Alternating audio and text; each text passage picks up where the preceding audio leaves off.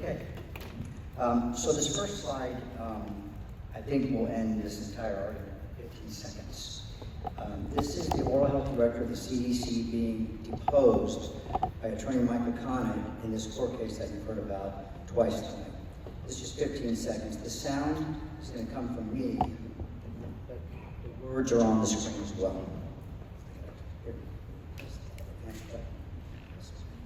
I'll tell you when you're ready. Is the CDC aware of any evidence demonstrating benefits from consumption of fluoridated drinking water during the first 6 months of life? We are not aware of any evidence.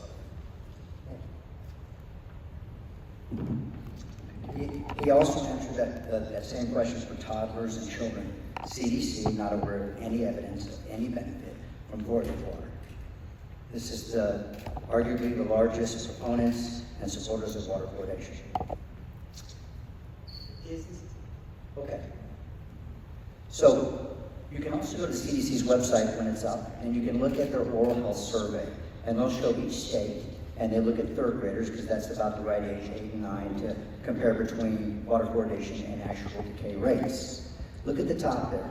2 of the least fluoridated in the entire country. New Hampshire has a 35% decay rate, and Vermont at 37%.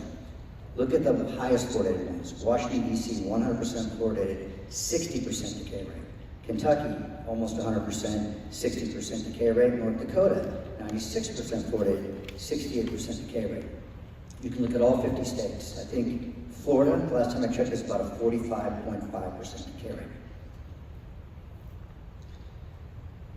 There has never been a double-blinded, randomized clinical trial to prove that fluoridation actually works or is safe. This is the gold standard.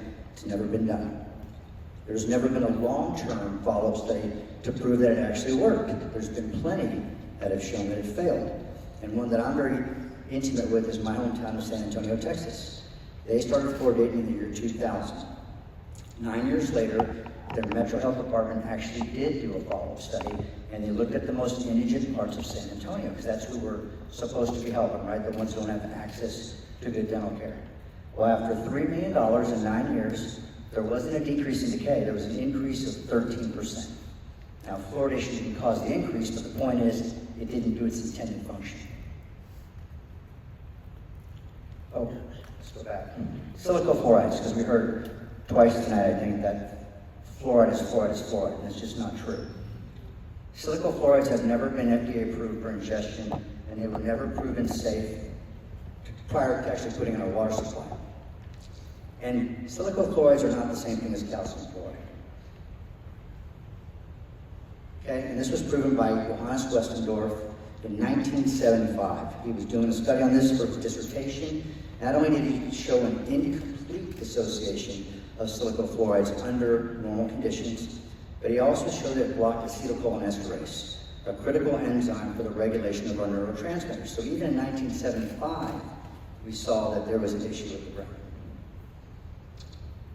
We showed this earlier here. This is the Calgary study, and I was very proud that we actually saw the entire slide going back to 2005. Notice it's very linear. It wasn't going up in this abrupt increase after fluoridation ended. That's not true. It was going up in a very linear pattern. And there's the study that was quoted on there. So that's the study there from Lindsay McLaren. But I want to show you a graph from that actual study, and I highlighted in yellow for you. Calgary 13-14, 6.4 mean decayed, extracted, filled teeth. That's how they did it. 6.4 was the mean in Calgary. It was 6.6 in Edmonton. Now, if you look carefully, because I don't want to leave anything out, what they're bragging about here is that in 2004 and 5, it went from 2.6 up to 6.4. So that's a change of 3.8. Whereas Edmonton only went up a change of 2.1. Bottom line, Edmonton has been fluoridated since 1967. Why is it higher anyway? There's no correlation. And this is an actual quote from the lead author when she was doing a commentary about the study, which happens often. Quote, in terms of permanent teeth, caries experience actually decreased in Calgary during the time frame of the study. What about bottle-fed babies? This is what we're talking about. This is what Joe talked about, this is what Ashley talked about, what we all talk about here, right? There's no dose control. Mother's milk has 0.004 parts per million of fluoride. A bottle-fed baby, what's the major ingredient in their diet? It's water, and oftentimes tap water. And that baby's going to ingest way more for his or her weight than we will. As will athletes who drink a lot of water, as will outdoor workers. So they're going to get much more than 0.7 milligrams per liter. You cannot control the dosage. Okay, the Cochrane collaboration, it was mentioned earlier as the gold standard, and I would agree. Whenever we hear that there's a 25% reduction in decay, because we hear that a lot, right? That's the argument.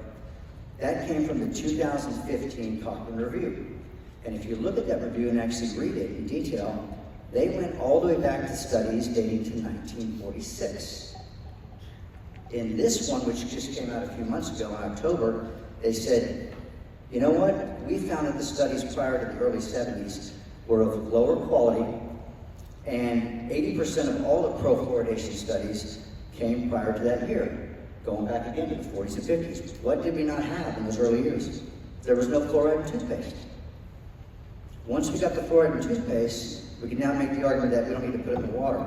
And look what their results came out this time. And by the way, when they went back to look at the studies, and they only went back to the early 70s this time, they could only find acceptable quality studies, 22 children's studies. That's it.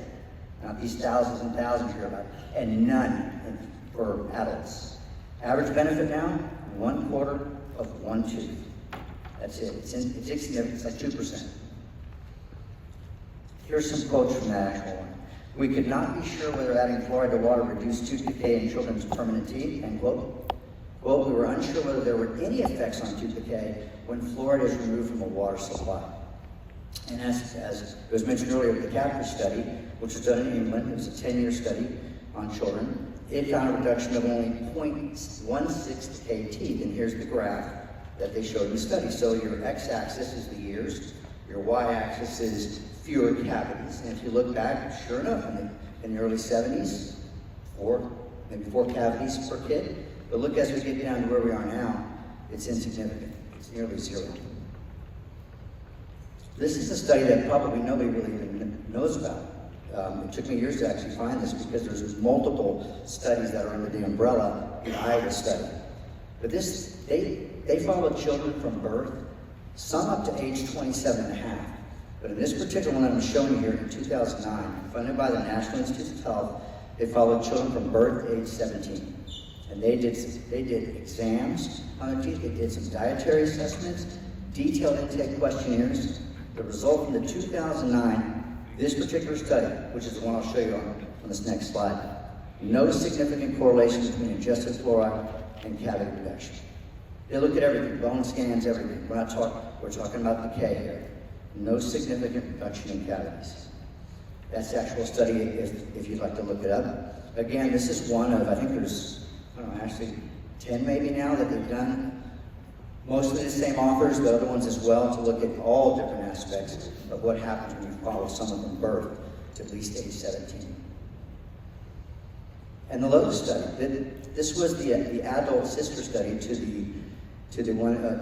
catfish, also in England, 10-year cohort study, the largest one ever conducted, right?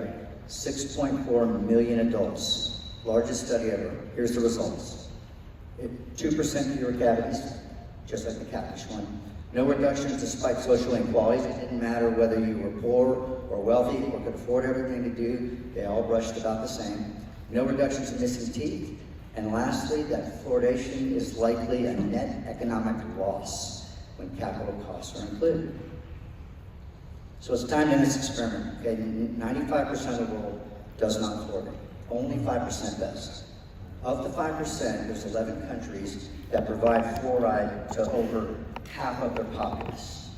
And of all those countries, the USA provides water fluoridation to human beings more than the rest of the world combined. And yet, look at that graph to your right there. That's from the World Health Organization. That is showing fluoridated countries versus non-fluoridated and how decay rates have gone down consistently worldwide. You can't tell me which are fluoridated and which aren't. So, thank you for your time. I appreciate it.